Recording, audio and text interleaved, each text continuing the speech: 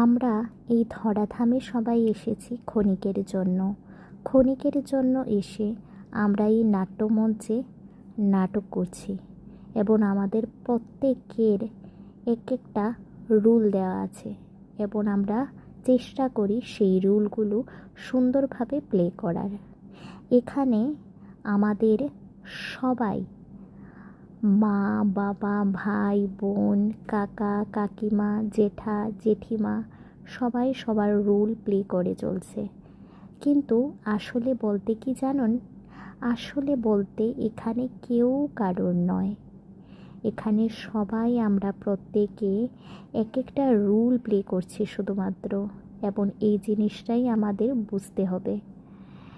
এই পৃথিবীতে আমরা বেশি দিনের না, সময় আসলে একদিন সবার যেতে হবে এবং সময়টা কখন কার আসবে সেটাই কেউ আমরা জানি না। তাই সময় থাকতে এই জিনিসটা বুঝতে হবে যে আত্মার নিজ ঘর একমাত্র বৈকুণ্ঠ ধাম, যেখানে ভগবান শ্রীকৃষ্ণ আমাদের জন্য অপেক্ষা করে বসে আছেন, রাধে রানী অপেক্ষা করে বসে আছেন। আমাদের শুদ্ধ আহার গ্রহণ করতে হবে।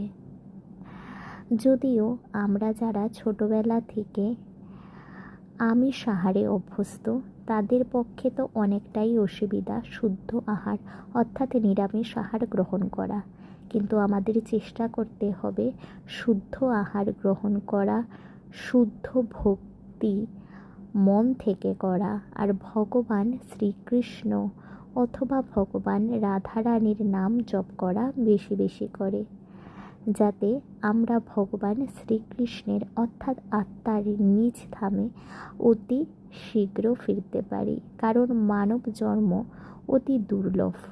মানব জন্ম একমাত্র আমরা পাই যাতে ভগবান শ্রীকৃষ্ণের নাম জপ করে আমরা এই ধরাধাম থেকে মুক্তি পেতে পারি, এবং এটাই আমাদের আত্মার নিজ ঘর।